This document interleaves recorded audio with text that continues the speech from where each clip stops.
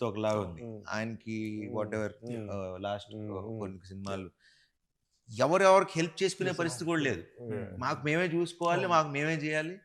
And నేను చాలా మంది ప్రొడ్యూసర్లకి హెల్ప్ చేశా ఇంతకు ముందు. ఎవడు తిరిగి వాడుకున్న వాళ్ళు తప్పితే ఇప్పుడు హెల్ప్ చేసినప్పుడు నా వాడు అని ఉండాలి కదా. అలా లేకుండా ఉన్నాళ్లే ఎక్కువ వాళ్ళు అయిపోయారు. సో నమ్మాలన్నా కూడా కొంచెం అట్లా ఒక తెలియకుండా ఒక తిక్కలోకి వచ్చేసాను నేను కూడా.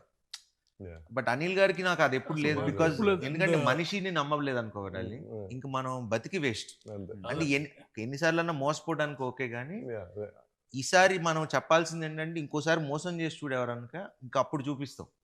ఎందుకంటే ఎన్ని రోజులు పడుంటాం. అది నేను ఎప్పుడన్నా ఏదైనా అయితే ఒకవేళ చిన్న చిన్నయ్యే నేను ఏం కోరుకుంటానంటే తెలిసిన వాళ్ళ మధ్యలోనే అవుతుంది బెటర్ అనుకుంటా. మళ్ళీ కలిసిపోవచ్చు ఒకలైనా. అంటే అది కూడా క్రియేటివ్ సైడ్ కొన్నిసార్లు అవ్వాలి కూడా. క్రియేటివ్ మిస్అండర్స్టాండింగ్స్ ఓకే, మోసం చేస్తే మాత్రం అది టాపిక్ ఇస్ ఓవర్. సార్ ఇదో పెద్ద పాయింట్ క్లారిఫై చేసేయండి. మీకు సోషల్ మీడియా ఎక్కువ వాడరు మీరు, అది మాకు తెలుసు. మీరు పోస్టులు పెట్టట్లేదని మమ్మల్ని తిడుతున్నారు. ఏం పోస్టులు పెట్టాలి? నేను ఎప్పుడు చెప్తే ఎప్పుడు చెప్తే అప్పుడు పెట్టా. ఇది ఎక్స్ ట్విట్టర్ దాంట్లో కదా, ఇన్స్టాగ్రామ్, అది మీరు పర్సనల్ గా పెట్టుకున్నారని మీరు మాకు చెప్పారు. ఇప్పుడు ఏం పెట్టమంటారు పోస్ట్ చెప్పండి? కాదు మీరు అదే చెప్పండి, ఇన్స్టాగ్రామ్ ఇస్ మై పర్సనల్. పెట్టే కదా, పెట్టలేదా మనం? పెట్టలేదంట, అదే దానికి మమ్మల్ని వెళ్తుంటారు. నేను నిజంగా చెప్తున్నా, నేను ఇన్స్టా గానీ ఏదో అప్పుడప్పుడు ఓపెన్ చేసి ఏది పెడుతూ ఉంటా. నాకు తెలుసు. అది నువ్వు ఎప్పుడు అడిగినా పెట్టా. మన విశ్వ ఎప్పుడు ఫోన్ చేసి పెట్టమని పెట్టా. ఇక తర్వాత దేవుడు వదిలేదు, ఏ సర్లే ఇప్పుడు ఆయన బాబు ఆయన పెట్టర్లే అని చెప్పి వదిలేసాం. అన్ని పెట్టాం కదా. నాకు కూడా ఉందా బ్యాడ్ ఇది అంటే నేను ఎక్కువ సరే ఇప్పుడు దానికి ఇప్పుడు దానికి ఏ పోస్ట్ క్లారిటీ వాడతా. మీరు ఎప్పుడు చెప్తే అప్పుడు ఏం పెట్టాలో చెప్తే. మెయిన్ ప్రాబ్లం ఏంటంటే నేను పెట్టుకుంటే వెళ్ళిపోతాను, పెట్టలేదు ఏంటి. సరే మీరు 100 crores గ్రాస్ అని పెట్టండి, నేను పెడతా. రాగానే పెట్టేద్దామండి, ఎగ్జాక్ట్ గా రాగానే పెట్టేద్దాం. వస్తుందని కాన్ఫిడెన్స్, కానీ వచ్చినప్పుడే పెట్టండి. మనం అసలు నేను ఇప్పుడు దాకా నా సినిమా పెట్టి మీరు అబ్జర్వ్ చేయండి. నేను ఇప్పుడు దాకా ఏ ప్రొడ్యూసర్ ని లెక్కలు మీరు ఇప్పుడు నేను చేసిన ఇన్ని సినిమాలు చూసుకోండి, ఇప్పుడు దాకా ఒక్క సినిమాకి కూడా చర్వా ఇంత కలెక్ట్ చేసింది, ఇంత గ్రాసు, మేము శతమానం భవతే గ్రాసుల గురించి షేర్ల గురించి అప్పుడే మేము 100 కోట్లు చేసిన సినిమాలు ఏది. ఇది 6 ఏళ్ల క్రితం నేను చెప్తున్నా, 5 ఏళ్ళు 6 ఏళ్ల క్రితం. సో ఇప్పుడు మాట్లాడాల్సుకోవాల్సిన అవసరం లేదు. అంటే ఎందుకంటే చెప్పాలంటే ఇప్పుడు 100% షోస్ హౌస్ఫుల్. అదే అందుకంటే ఏంటి,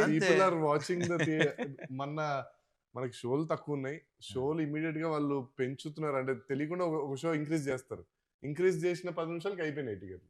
సో దట్ వే పీపుల్ ఇది మనకి మనం explain Monday morning there about 70 to 80% advance booking and after 5 days of holiday season continues. ఇవాళ యాక్చువల్లీ ఏంటంటే ఎక్స్పెక్టెడ్ 50% డ్రాప్ ఉంటది ఎప్పుడు ప్రతి సినిమా జనరల్ అందరికి అలాగే ఉంది. మన ఒక్కటి మాత్రం still at 70 to 75%. Super super. మీరు అలాంటి కొంచెం చెప్తుండండి సార్, ఫోన్ చేసి కొంచెం ఎనర్జీ. ప్రతి ఇంటర్వ్యూ ముందు ఒకసారి ఇలాంటిది ఏదో ఒక న్యూస్ చెప్తే.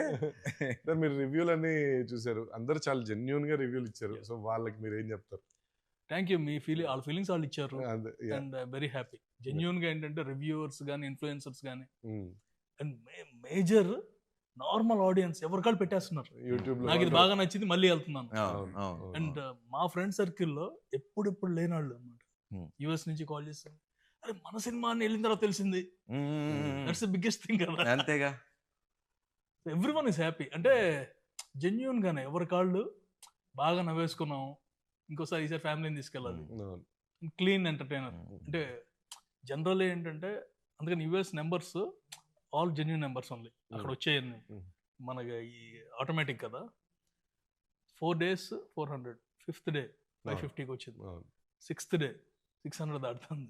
Super. So consistent, it's not ఒక్కసారి ఓ థియేటర్లు అని కదా, అక్కడ ఆ ప్రాబ్లం కూడా కాదు. ఇప్పటి నుంచి there'll be enough theatres and obviously everything జనాలు ఎంజాయ్ చేస్తున్నారు, అంతకంటే మనకి ఇంకేం కావాలి? అందుకే నేను అసలు ఇంత కూడా టెన్షన్ పట్టలేదు, ఎందుకంటే సినిమా జనాలే తీసుకెళ్ళిపోయారు. ఇప్పుడు మనం కూర్చుని ఎంత చేయాల్సింది చెప్పినా కూడా అంటే ఎందుకంటే Yeah. పీపుల్ ఆర్ ఎంజాయింగ్, మనం చూస్తున్నాం కదా. అవును. అంటే నేను మన హీరో గారు రెడీ సార్ థియేటర్కి వెళ్దాం సార్, థియేటర్లో వాళ్ళు సినిమా చూస్తుంటే మనం వెళ్ళి సినిమా ఆపి నన్ను చూడండి అంటే ఎందుకు అలా చూడండి అన్నారు. సో లేదు, he has to enjoy. Cinema enjoy చేయాలి, మనం కూడా ఎంజాయ్ చేయాలి. మనాళ్ళు థియేటర్ మొన్న తిరుపతి వెళ్ళాం.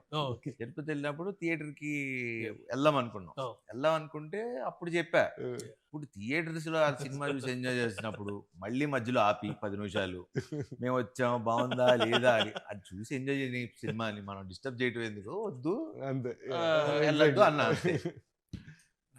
దీనికి మట్టికి ఏదైనా సరే ఒక టైమింగ్ కదా, లైఫే టైమింగ్.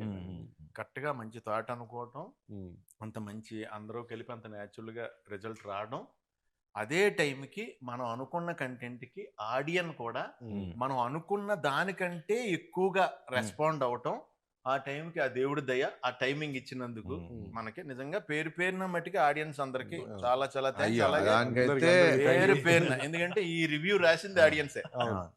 ఈ అది సినిమా ఎదిరిపోయిందండి. ఈ సినిమాకి రివ్యూ రాసింది ఆడియన్స్. super. అన్న రివ్యూవర్స్ కూడా అందరూ కూడా చాలా పాజిటివ్ గా, చాలా బాగా పర్ఫెక్ట్. ఒక వాళ్ళు చెప్తుంది కూడా ఎంత న్యాచురల్ గా ఉందంటే ఆడియన్ గా ఎలా ఎంజాయ్ చేసారో అలా రాశారు రివ్యూ, అలా చెప్పారు వాళ్ళు రివ్యూస్. అది ఇందాక గ్రేట్. రివ్యూవర్ పెట్టాడు, థ్యాంక్స్ భయ్య, thank you all. This is second time I'm going to A movie after long while. And నాకు విచిత్రం ఏంటంటే కొంతమంది రివ్యూస్ చూస్తా కదా, వాళ్ళ ఎక్సైట్మెంట్ అంటే మనోళ్ళే అందరు, మన బ్యాచ్ మనోళ్ళే.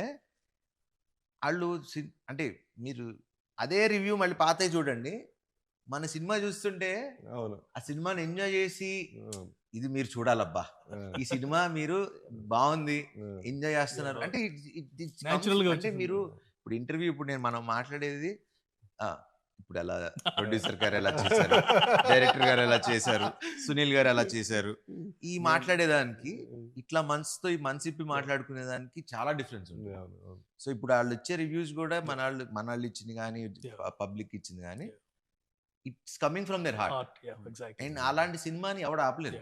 I mean nobody can stop it. And ఈ సందర్భంగా ప్రేక్షకులందరికీ పేరు పేరున